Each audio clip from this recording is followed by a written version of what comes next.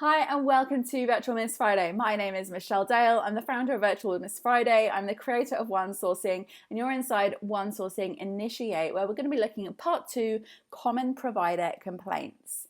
So, as in part 1, if I was to put this more pleasantly, I would again call these challenges that occur when working with a client, and they could be labeled as that, but really these are provider complaints, the complaints that providers make, or virtual assistants or freelancers, that they complain about when they're being hired or about the hirer.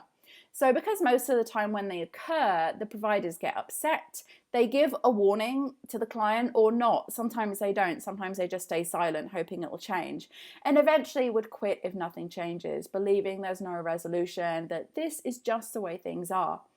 When I built 1nSourcing, I wanted to build into this model the elimination of as many of these complaints as I possibly could. So let's take a look at them.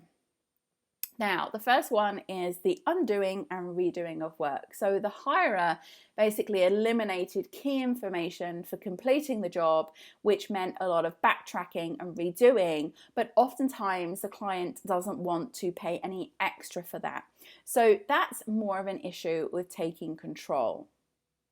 Then there's the unreasonable demands. So the hirer is being demanding with unreasonable requests. Maybe it could be things like unreasonable timeframes or expecting replies in the middle of the night, but that is all about boundary setting. Then there's the micromanagement. So excessive micromanagement brings around the feeling of lack of trust from the provider, thinking that the hirer doesn't trust them or doesn't think they're going to do a good job, and that causes a lot of stress for the provider, and that basically is a reassurance issue. Then there's the microaggressions. So the hirer is unhappy and then tends to be a little bit rude and disrespectful to provider, basically for no apparent reason, and that is a communications issue. Then we have our email support and the amount that it gets so extensive. This is also a complaint from the hirer, but the communications are like totally extensive, and it's taking more and more time on the task itself and eating more and more into the budget or into the profit, and that is a client management issue. Then there's the response times being slow. The hirer or the client is taking too long to respond, and things are just dragging on and on and on, and that is an initiative issue. Then we have the unhappy for no reason client.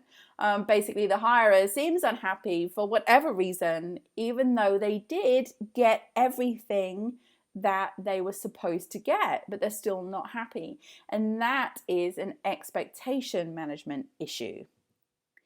Then there's the not being paid on time. So basically the hirer isn't paying and I've put all the work in scenario, and that basically is a financial processes issue.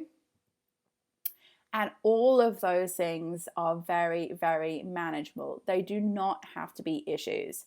So let's take a look at the real issues. It's the whole taking control, boundary setting, reassurance, communication, client management, initiative, expectation management, and financial processes management.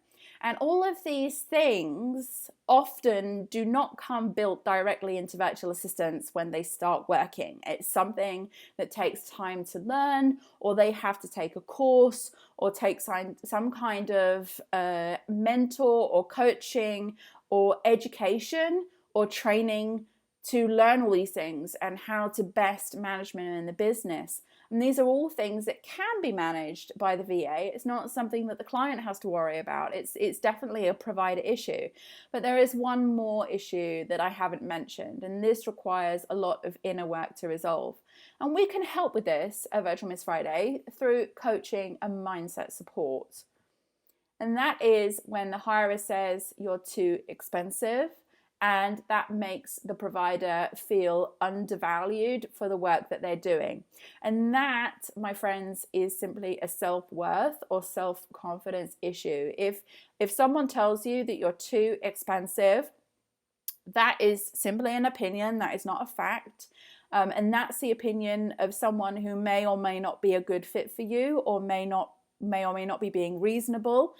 But if you take it on board and feel undervalued yourself because of that, then it's definitely a self-worth and a confidence issue. So that's also something that we can help you in the Virtual Miss Friday. It's something that you definitely need to work on. It's not something that a business decision can change in that sense. So the misconception about providing, there is a really common misconception, being a service provider, that the hire will know how to treat you, that the hire will know what to expect from you, that the hire will have some kind of foresight into everything that's required in the working relationship and will be full of respect and praise from the get-go. Now, this is the absolute truth. This can happen, but the provider has to make that happen. That is not something that comes from the client on autopilot. If you're lucky, for sure, one or several of those key areas might be fulfilled. But 100% of the time, it's very, very unusual for that to be the case, but the provider can take control and make that happen. And 1Sourcing is the solution. 1Sourcing shows you how to do that with ease, with grace, and also with the understanding from both sides that this is the best possible outcome for everybody. So now that's out of the way. We've got the complaining out of the way. We know the issues, we know the problems, we know what we need to address. So this is how it works. In the following parts of this 1Sourcing Initiate series, I'm going to be walking you through the business model, how it works, and sharing some guidance on how switching over to 1Sourcing can create a better, more productive, more harmonious, and overall much more successful working relationship between the hirer and the provider. So thank you very much for listening, and I look forward to seeing you in the next part of the series.